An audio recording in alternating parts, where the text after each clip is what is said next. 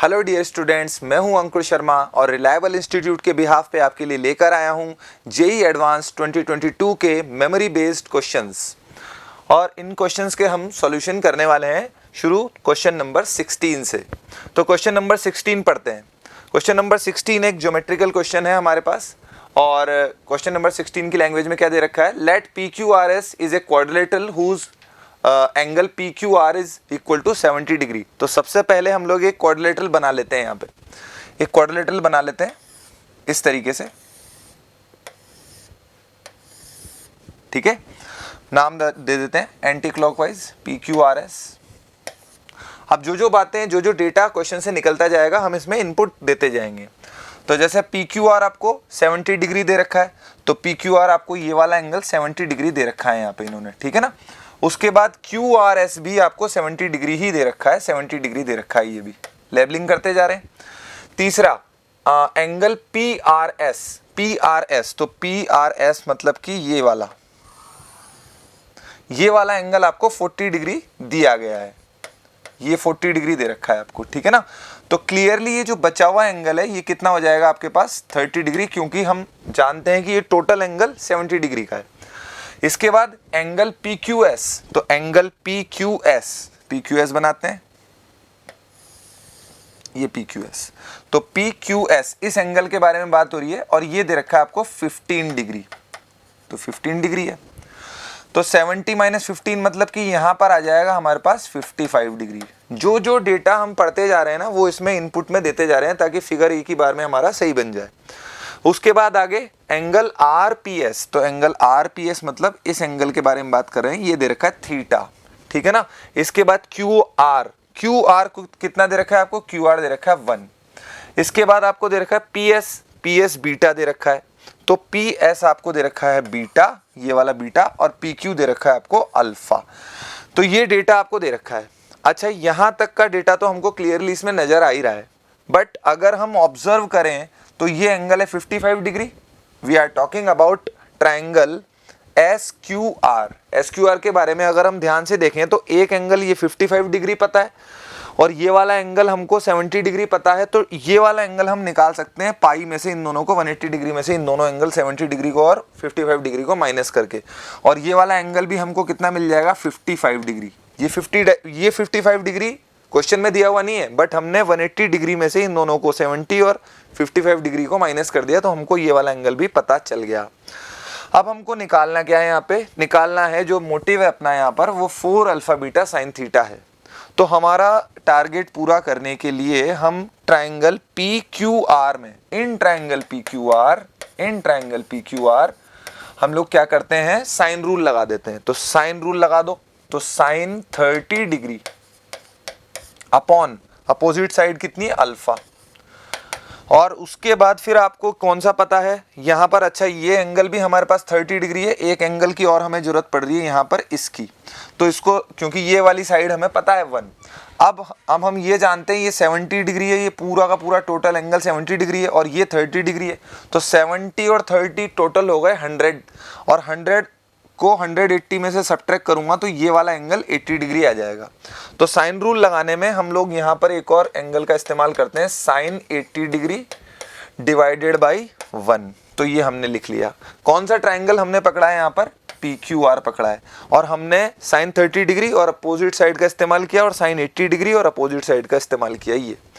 तो अल्फा कितना आ गया बेटा यहाँ पर, बल्कि मैं इसको वैल्यू डाल देता हूँ, तो 1/2 अल्फा आ गया हमारे पास साइन 80 डिग्री, ठीक है ना। यहाँ पर हम लोगों को अल्फा की नॉलेज मिल गई है। अब बात होती है बीटा की, बीटा भी इस्तेमाल करना है हमको इसमें। तो सॉरी, अगर हम बीटा की बात कर लें तो we are considering triangle P R S, in triangle P R S. तो in triangle P R S triangle में देखिए बच्चों, इसमें क्या है, एक तो हमको थीटा का इन्वॉल्वमेंट चाहिए, तो जानबूझ के थीटा वाला तो लेना ही लेना है, और एक बीटा भी हमको चाहिए, तो थीटा और बीटा दोनों को इन्वॉल्व कर पाए इस तरीके से साइन रूल लगाना है इसमें। तो आप लगाइए इसमें साइन थीटा, और उसके सामने वाला एंगल कौन सा है, थीटा के सामने वाला ये जो अपने पास है। अब देखिए यहाँ पर ये 1 है और मैंने ये 55 बता दिए थे, तो ये वाली साइड भी 1 हो जाएगी। ये 1 क्यों हो गई बच्चों, क्योंकि हम लोगों को यहाँ दिख रहा है ये ट्राइंगल जो आपका है ना R S Q, R S Q जो ट्राइंगल है इसमें ये दो एंगल 55 डिग्री और 55 डिग्री हैं, तो ये वाली अपोजिट साइड्स आपकी 1 और 1 होंगी। तो इसके अंदर जब हम साइन थीटा के आगे साइन थीटा के अपॉन में लिखेंगे तो 1 लिख देंगे यहाँ पे, इसकी लेंथ 1 हो गई। और फिर उसके बाद बीटा को इन्वॉल्व करना है तो उसके सामने वाला एंगल कितना है 40 डिग्री, तो ये हम लिख देते हैं साइन 40 डिग्री और अपॉन में बीटा, ये आ गया। तो इसका मतलब बीटा साइन थीटा मिल गया हमको, और हमको इंडिविजुअल चाहिए भी नहीं थे, एक्चुअली हमको बीटा साइन थीटा ही चाहिए था और अल्फा हमने अलग से कैलकुलेट कर लिया है। तो बीटा साइन थीटा कितना मिल गया, साइन 40 डिग्री मिल गया, ठीक है ना बेटा। तो अब क्या करेंगे हम लोग कि अल्फा 2 अल्फा कितना आ रहा था यहाँ से, 2 अल्फा आ रहा है 1/sin 80 डिग्री, 1/sin 80 डिग्री मिल गया। तो 2 अल्फा को और बीटा साइन थीटा को मल्टीप्लाई कर देंगे तो कितना मिल गया, 2 अल्फा बीटा साइन थीटा और इक्वल टू में मिल गया हमको कितना, sine 40 divided by sine 40 degree divided by sine 80 degree, ये मिल गया। हमको 4 चाहिए तो यहाँ पर 2 और मल्टीप्लाई कर लेते हैं, 2 और मल्टीप्लाई कर लेते हैं तो ऐसा आ गया। अब आप जानते हैं कि साइन 80 डिग्री को खोला जा सकता है, हम लोग कैसे उसको साइन 2 थीटा के फॉर्मूले में खोल सकते हैं ताकि ये ऊपर वाला 2 साइन 40 डिग्री कट जाए। तो ठीक है, इसको ओपन कर देते हैं। तो इसको साइन 2 थीटा के फॉर्मूले से अगर मैं ओपन कर देता हूं तो we will get finally cos 40 degree in denominator. तो इसको क्या लिख लें, इसको लिख सकते हैं सेक 40 डिग्री। तो जो हम चाहते थे ना वो है सेक 40 डिग्री। अब सेक 40 डिग्री तो कोई फिक्स और पॉपुलर वैल्यू नहीं है ना, हमको और आई शुड से मतलब इसका कोई वैल्यू ऐसा नहीं है जो हमको तुरंत याद रहता है, तो इसकी रेंज के बारे में ही बात की गई है, एग्जैक्ट वैल्यू हमको नहीं निकालनी। तो 40 डिग्री किस किस के बीच में आएगा, हम लोग बात कर लें यहाँ पर 30 डिग्री जो कि एक पॉपुलर वैल्यू है और 45 डिग्री। तो 30 और 45 डिग्री के बीच में ही ये लाई करेगा। तो फाइनली मैं यहाँ पर लिख देता हूँ, कितना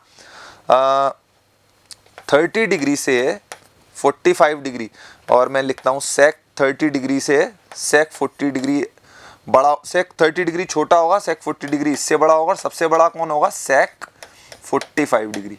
मतलब ये अगर हम ध्यान दें तो ये बनने वाला है आपका कितना, कॉस 30 डिग्री, तो ये मिलेगा 2/√3 सेक 40 डिग्री, और ये मिलेगा 45 मतलब ये √2 तक। तो ये वैल्यू आपको देखने को मिलने वाली है। अब आप देख सकते हैं कौन कौन से इसमें ऑप्शन सही हैं। तो अगर हम चेक करें तो BCD ऑप्शन अपने सही होने वाले हैं। एक बार देख लीजिए, फिगर हमने जो बनाया था वो तो डेटा की मदद से बनाया था। मेजर 2 कंपोनेंट इसमें यूज़ किए हैं हमने, 2 ट्राइंगल का यूज़ किया और दोनों ट्राइंगल में साइन रूल लगाया, और जो फैक्टर्स हमें चाहिए थे, एक तो अल्फा और एक बीटा साइन थीटा, वो दोनों इन्हीं साइन रूल से निकाले हैं और हमारे पास आंसर आ गया है। अब हम ये जो रेंज आई है इसके हिसाब से ये ऑप्शन चेक कर सकते हैं और आंसर क्लिक कर सकते हैं इसमें। Thank you. नेक्स्ट क्वेश्चन पे चलते हैं।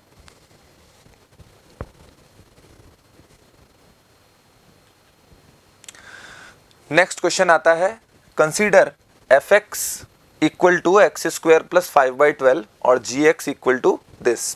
तो fx और gx हमको दोनों दिए गए हैं, दोनों फंक्शंस दे रखे हैं, और एक पहला वाला भी बहुत ही इजी है, क्वाड्रेटिक है, और दूसरा वाला भी बिल्कुल बेसिक मॉड वाला फंक्शन दे रखा है आपको।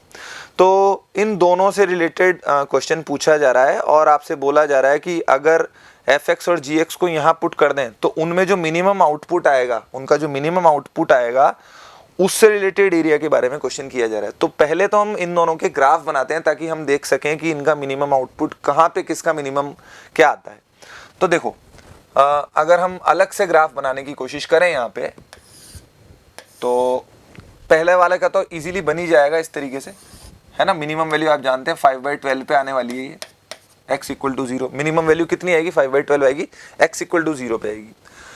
और अगर दूसरी वाली बनाएं तो ये आप देख सकते हैं टोटल ही सिमेट्रिक बनेगा। तो इसमें हम ऐसा करते हैं कि x एक्सिस जो पॉजिटिव साइड है उसी पे बना लेते हैं, फिर वो मिरर इमेज ले लेंगे y एक्सिस के अबाउट।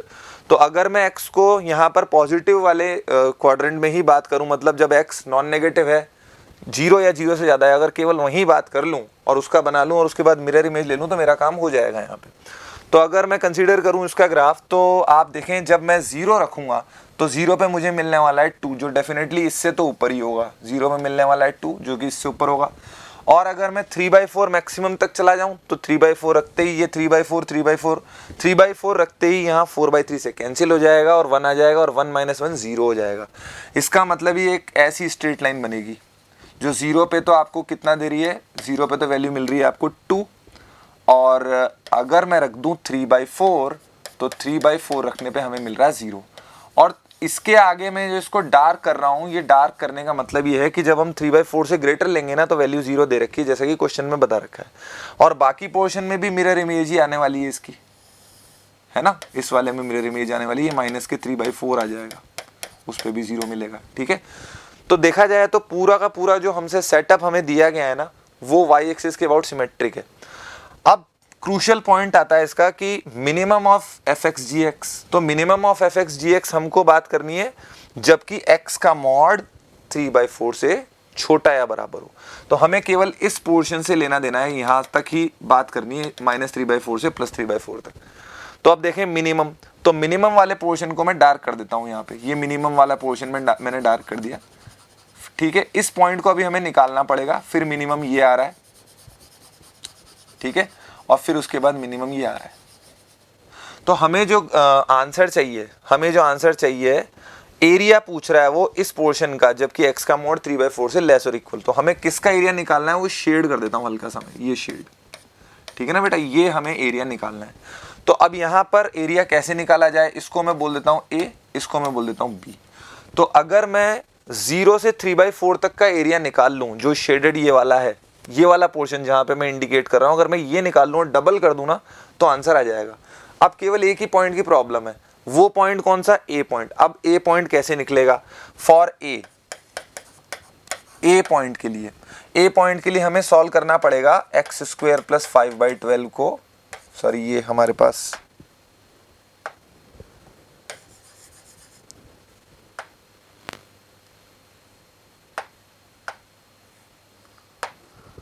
ये x² + 5/12 को किसके बराबर लेना पड़ेगा हमको, 2 × 1 - 4x/3 के। यहाँ पर मैंने मॉड इसलिए हटा दिया क्योंकि मैंने जो a लिया है वो फर्स्ट क्वाड्रेंट में लिया है। तो जब हम इसको सॉल्व करेंगे और x पॉजिटिव के लिए सॉल्व कर रहे हैं, तो हमको x कोऑर्डिनेट ऑफ a मिल जाएगा और वो मिल जाएगा 1/2। x कोऑर्डिनेट ऑफ a 1/2 मिलने वाला है हमको यहाँ पे, ठीक है ना। तो अगर x कोऑर्डिनेट ऑफ a, ये सॉल्व करके मैंने डायरेक्टली लिख दिया है, ठीक है। अब हमें जो एरिया कैलकुलेट करना है उसमें अगर मैं बात कर लूँ पहले वाले कर्व की जो कि क्वाड्रेटिक है, तो वो कब तक डोमिनेट करेगा, x कोऑर्डिनेट ऑफ a तक डोमिनेट करेगा फ्रॉम 0। तो हम लोग जो एरिया लिखने वाले हैं ना, वो क्या लिखने वाले हैं, एरिया डबल ऑफ इंटीग्रेशन कहां से कहां तक, 0 से लेके हाफ तक। ये हाफ कौन है, x कोऑर्डिनेट ऑफ a है, और उसमें कौन आएगा ऊपर, x² + 5/12 आएगा, ठीक है ना।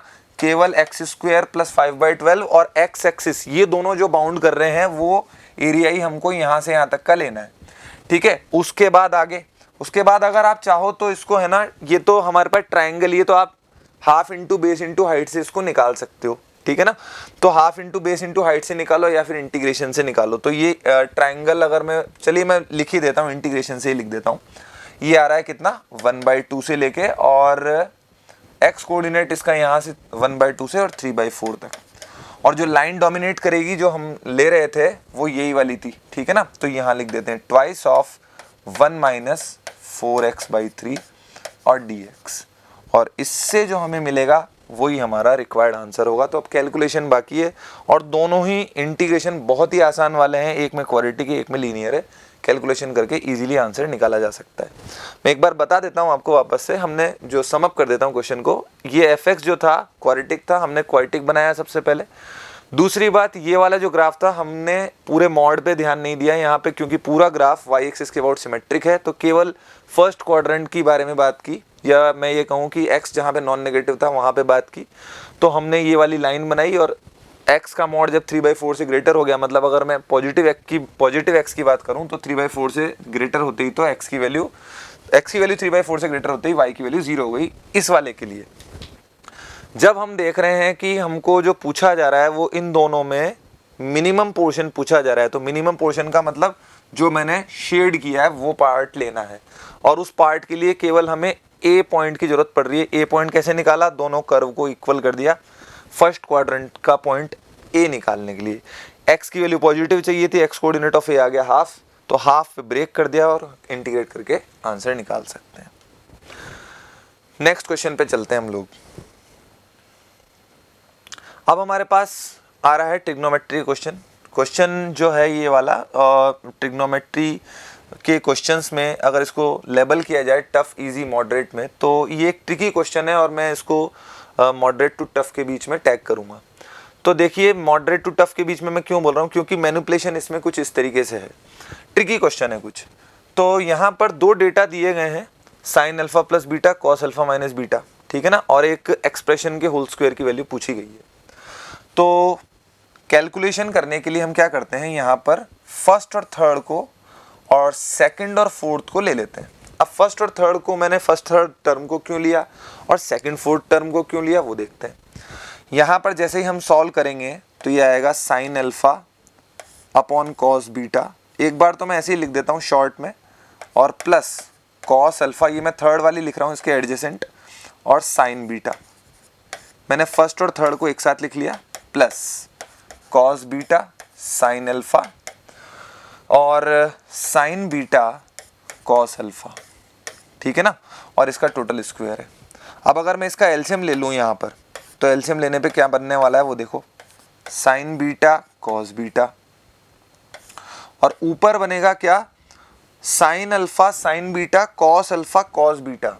अगर मैं एलसीएम ले लूँ तो ध्यान से देखिए ये फॉर्मूला बन गया है अपना। अगर मैं इस तरीके से लेता हूँ ना, पहला और तीसरा और दूसरा और चौथा, तो फर्स्ट और थर्ड को लेने में हम जो एलसीएम लेंगे यहाँ पर, तो न्यूमरेटर में इसका फॉर्मूला बन जाएगा। तो मैं यहाँ लिख देता हूँ कॉस अल्फा माइनस बीटा, यहाँ पे लिख देता हूँ, अभी वैल्यू नहीं डाल रहा मैं इसकी, ठीक है ना, प्लस यहाँ पर अगर मैं एलसीएम लूँ तो क्या आएगा, नीचे मैंने लिख दिया कितना, साइन अल्फा और कॉस अल्फा, एलसीएम में ये आ गया, साइन अल्फा कॉस अल्फा ऐसा आ गया। अब वापस देखो cos alpha cos beta sine alpha sine beta, वापस से फॉर्मूला बना, कॉस अल्फा माइनस बीटा का फॉर्मूला वापस से बन गया है यहाँ पे। तो ये एडवांटेज हुई क्योंकि हमने पहले तीसरे और दूसरे चौथे को साथ में लिया। मैं ट्रिकी इसीलिए बोल रहा था क्वेश्चन को, क्योंकि अगर आप ये ऑब्जर्व कर पा रहे हो तो ही ये क्वेश्चन ईजिली होगा। तो अब हमारे पास जो वैल्यूज हैं उनका यूज कर लेते हैं। 2/3 है तो यहाँ भी 2/3, यहाँ भी 2/3, बाहर निकालेंगे तो कितना आएगा, 4/9 ऐसा आ जाएगा। 1/sin beta cos beta plus 1/sin alpha cos alpha whole square ऐसा आ रहा है। चलिए फिर से एलसीएम लेते हैं इनका, ठीक है ना, फिर से इनका एलसीएम लेते हैं तो कितना होगा। तो अब यहाँ पर आ गया बाहर 4/9, अब आप एलसीएम लो तो नीचे आ जाएगा sign beta cos beta sine alpha cos alpha ऐसा आ गया। जब आप एलसीएम लोगे ना तो ऊपर साइन अल्फा कॉस अल्फा अलग से और साइन बीटा कॉस बीटा अलग से, और इसका होल स्क्वायर तो चल ही रहा है। तो अभी दिक्कत है, ये ऊपर फॉर्मूला नहीं बन रहा है किसी का। हम क्या करते हैं, जानबूझ के इंटेंशनली 2 मल्टीप्लाई डिवाइड कर देते हैं। यहाँ पे 2 मल्टीप्लाई डिवाइड कर दिया, तो सर 2 से मल्टीप्लाई डिवाइड करने पे हुआ क्या, ये 2 से मल्टीप्लाई डिवाइड करने पे सिर्फ फॉर्मूला बनाना टारगेट है। यहाँ पे साइन 2 अल्फा का फॉर्मूला बन जाएगा, यहाँ पे साइन 2 बीटा का फॉर्मूला बन जाएगा, upon twice of sine beta cos beta sine alpha cos alpha और होल स्क्वायर। तो वापस ऊपर देखिए फॉर्मूला लग सकता है sine C plus sine D का, तो sine C plus sine D का फॉर्मूला लगा दो 4/9, और ये आ गया कितना, 2 sine C plus D by 2 sine C plus D by 2 और cos C minus D by 2 cos C minus D by 2 whole upon 2 sine alpha sine beta cos alpha cos beta ऐसा आ गया, और उसके बाद आ गया कितना, इसका स्क्वायर आ रहा है। अब देखिए ऊपर वापस से जो वैल्यूज आ रही है ना, एक 2 से 2 मैं काट देता हूँ यहाँ पे। अब जो ऊपर वैल्यूज आ रही हैं वो हमको वापस से बेनिफिट दे रही हैं, क्योंकि ये दोनों वैल्यू दे रखी हैं। तो दोनों वैल्यू दे रखी है तो 1/3 और 2/3 का मल्टीप्लाई मतलब 2/9 आ गया। 2/9 को अगर मैं बाहर पुल करूँ यहाँ से, 2/9 को अगर मैं बाहर लेता हूँ तो ये कितना आएगा, 4/9 तो पहले ही चल रहा था, 2/9 को बाहर ले रहे हो तो 4/81 बाहर आ जाएगा। और अब हमारा जो एकमात्र टारगेट रह गया है वो sign alpha sine beta cos alpha cos beta रह गया है इस क्वेश्चन में। अगर हम ये एक्सप्रेशन और भी ले आए तो हमारा काम बन जाएगा। अभी दिक्कत है हमको कि ये अभी हम डायरेक्टली कहीं से ऑब्जर्व नहीं कर पा रहे हैं। केवल अगर ये आ गया तो क्वेश्चन पूरा सॉल्व हो जाएगा। तो देखिए ये इसका आंसर चेक कर लेना, मेमोरी बेस्ड क्वेश्चन था, इसमें कुछ कैलकुलेशन में तो आंसर जो है इसका कुछ और आ सकता है। यहाँ पे 4 हो सकता है 4 आंसर यहाँ पर ना आए क्योंकि मेमोरी बेस्ड क्वेश्चन था, तो इसीलिए इसके डेटा में कुछ गड़बड़ हो सकती है। जो हम कैलकुलेशन कर रहे हैं इस कैलकुलेशन को आप देख के आगे बढ़ सकते हैं। अब मोटिव यह है कि sign alpha sine beta cos alpha cos beta इसको कैसे लाया जाए। तो ये जो आपको पहला दे रखा है ना साइन अल्फा कॉस बीटा और कॉस अल्फा साइन बीटा बराबर 1/3 और दूसरा कौन है cos alpha cos beta plus sign alpha sine beta बराबर 2/3। तो अगर मैं इनका स्क्वायर करके जोड़ दूं तो क्या होगा, स्क्वायर करके अगर मैं इनको ऐड कर देता हूं ना तो हमें मिलने वाला है, इनका स्क्वायर करके अगर मैं ऐड करूंगा तो पहले ये ए स्क्वायर प्लस बी स्क्वायर ये जो दोनों आएंगे इनसे कुल मिला के हमें मिलेगा 1 और 2ab वाली जो टर्म मिलेगी ना उससे हमें ये मिल जाएगा जो हम लाना चाह रहे हैं। तो ये कितना हो गया 4 times sign alpha sine beta cos alpha cos beta और स्क्वायर करके जोड़ रहे हैं हम बेटा यहाँ पे, तो 1/9 और 4/9 मतलब कि 5/9 आ गया यहाँ पे, ठीक है ना। तो ये 5/9 आ गया। तो अब आप देख सकते हैं कि ये वैल्यू हमको मिलने वाली है कितनी, अगर मैं इसको इधर ले जाऊं तो -1/9 आएगी वैल्यू। ये वैल्यू जो अंदर आ रही है ना ये आ रही है कितनी -1/9। तो ये वैल्यू आप पुटअप कर दें और कैलकुलेट कर लें। ये आंसर जो है मेमोरी बेस्ड है, इस वजह से आंसर आप चेक कर लीजिएगा। आंसर जो हम इस तरीके से निकालेंगे that is going to be correct answer, ठीक है ना। अब हम चलते हैं नेक्स्ट क्वेश्चन पे। नेक्स्ट क्वेश्चन पे चलने से पहले एक बार मैं थोड़ा सा समअप कर देता हूँ। काफ़ी मैनिपुलेटेड वाला क्वेश्चन था। हमारे को 2 डेटा दिए गए हैं साइन अल्फा प्लस बीटा और कॉस अल्फा माइनस बीटा और इस एक्सप्रेशन के स्क्वायर की वैल्यू पूछी है। ट्रिक क्या है, पहले तीसरे टर्म और दूसरे चौथे टर्म को एक साथ लिया। जब हमने ऐसा किया तो ऐसा करने पे हमको एलसीएम लेने पे ये वाला फॉर्मूला दोनों जगह बनता हुआ नजर आया। दोनों जगह वैल्यू डाल दी, बाहर ले लिया, फिर उसके बाद फिर से एलसीएम ले लिया। यहाँ पर साइन 2 अल्फा साइन 2 बीटा का फॉर्मूला बनाया, sine C plus sine D लगाया, उसमें वापस ये दोनों ही फॉर्मूले काम में आ गए। तो दोनों फॉर्मूले काम में आ गए तो वैल्यू डाली और उसको ऐसे बाहर निकाल लिया। अब लास्ट में हम कहाँ अटक गए थे, इसमें, ठीक है ना। इसको कैसे लाया जाए इसके लिए फिर ट्रिक है। जो आप ये वैल्यू ले रहे हो ना, ये जो आपको दे रखी है, इसको ऐसे ओपन कर दिया, इसको यहाँ ओपन कर दिया और स्क्वायर करके ऐड कर दिया। मैं यहाँ लिख भी देता हूँ स्क्वायर एंड ऐड। तो स्क्वायर एंड ऐड करेंगे तब जाके हमें क्या मिल जाएगा, जो हमारा टारगेट था, और वैल्यू डाल देंगे तो हमको आंसर मिल जाएगा। अब हम चलते हैं नेक्स्ट क्वेश्चन पे।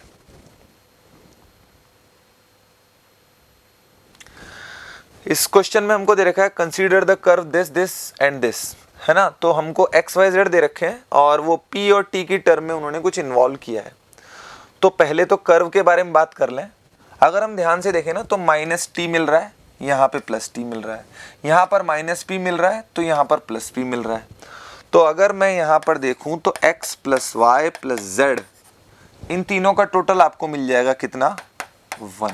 देखो T और T कट गए, P और P कट गए और केवल कुल मिला के 1 बच गया। तो एक्चुअली जो ये कर्व नाम ले रहा है ना, ये एक प्लेन है अपने पास, ठीक है ना। ये वाला प्लेन है x + y + z = 1। अब तो काफ़ी आसान हो गया क्वेश्चन। क्यों? क्योंकि हमको ये दे रखा है सॉरी, एक पॉइंट दे रखा है 10, 15 और 20 और उसका रिफ्लेक्शन लेना है। तो रिफ्लेक्शन का फॉर्मूला काफ़ी आसान होता है।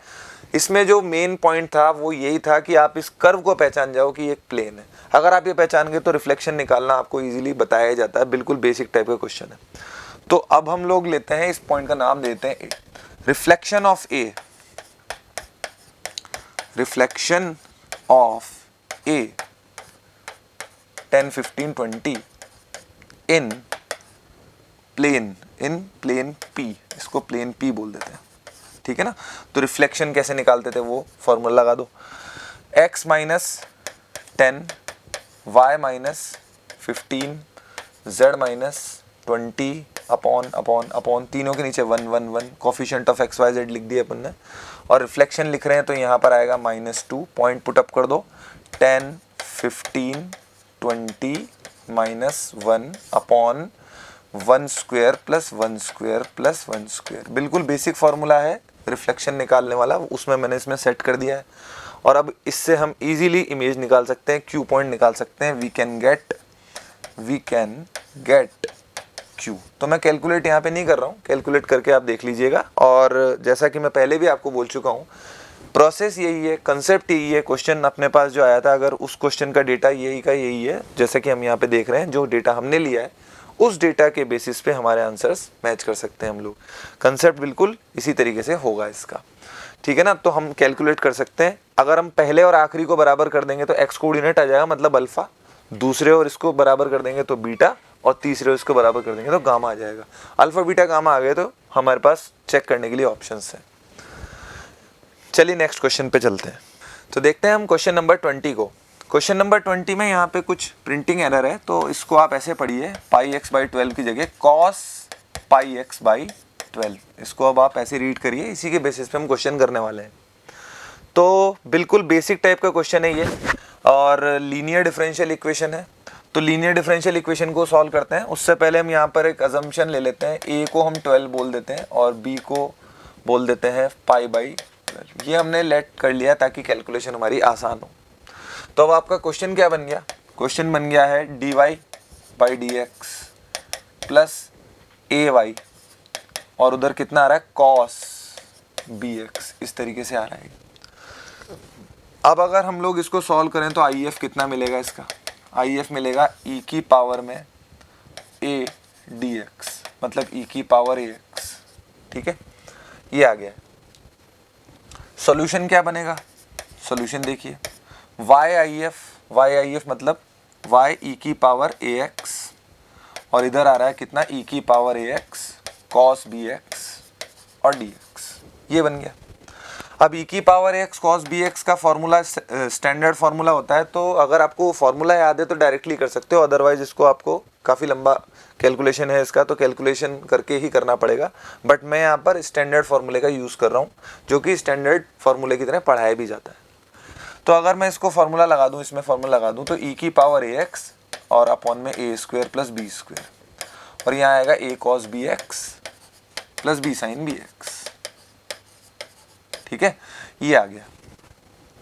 और y e की पावर ax इधर आ रहा है, प्लस कांस्टेंट लिख देते हैं, ठीक है। इस तरीके से आ गया।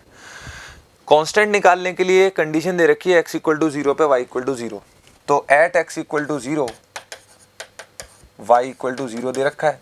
तो जब आप x को 0 रख रहे हो और y को भी 0 रख रहे हो, तो इधर मिल रहा है 0, इधर ये पीछे वाला 0 हो जाएगा, cos bx 1 हो जाएगा, a आ जाएगा, और ये भी 1 हो जाएगा। और इस तरीके से c जो हमें मिलेगा वो c मिलेगा minus times a/a² plus b², ऐसा मिलेगा, ठीक है ना।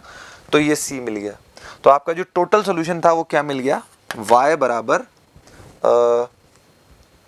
1/a² प्लस b² और a cos bx plus b sin bx, ठीक है, और माइनस a e की पावर ax, e की पावर माइनस ax लिखना चाहिए, अपॉन और a² प्लस b²। यहाँ पर मैंने क्या किया कि c की एक तो वैल्यू डाली यहाँ पे, और e की पावर ax जो था ना, जो यहाँ भी दिख रहा है यहाँ भी दिख रहा है, उसका थ्रू आउट डिवाइड कर दिया। तो थ्रू आउट डिवाइड करने की वजह से वो c में आ गया, और e की पावर माइनस ax वहाँ पे मैंने लिख दिया है।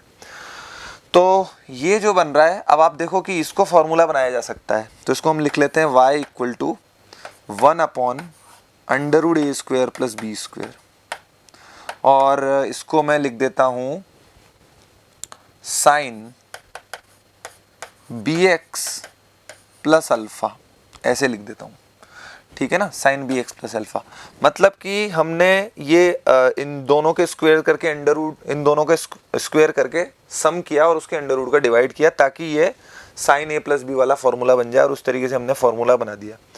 तो ये जो है आपका a/√a² प्लस b² इसको किसके बराबर ले रहा हूँ मैं, साइन अल्फा के बराबर ले रहा हूँ, और कॉस अल्फा किसको ले रहा हूँ, बी अपॉन अंडर रूट ए स्क्वायर प्लस बी स्क्वायर, इसको ले रहा हूँ, ठीक है ना। और उसको मान के इन दोनों को लेते हुए मैंने ये फॉर्मूला यहाँ पे बना दिया है। और पीछे जो आ रहा है माइनस, ये यहाँ पर हमने कॉपी कर दिया, ये सेम टू सेम ही आएगा, इसमें कोई चेंजेस नहीं है। तो अब आप देख सकते हैं कि क्लियरली ये नॉन पीरियडिक है, क्योंकि इसमें ये टर्म आ रही है, ये नॉन पीरियडिक फंक्शन हो गया है, ठीक है ना। और उसके बाद बोल रहा है कि एक और ऑप्शन हमारा जो इसमें बता रखा है कि there exist y equal to B, इसको चेक कर रहे हैं। देयर एग्जिस्ट इंक्रीजिंग डिक्रीजिंग हम आराम से चेक कर सकते हैं, क्योंकि अब अपने वो y निकल गया है।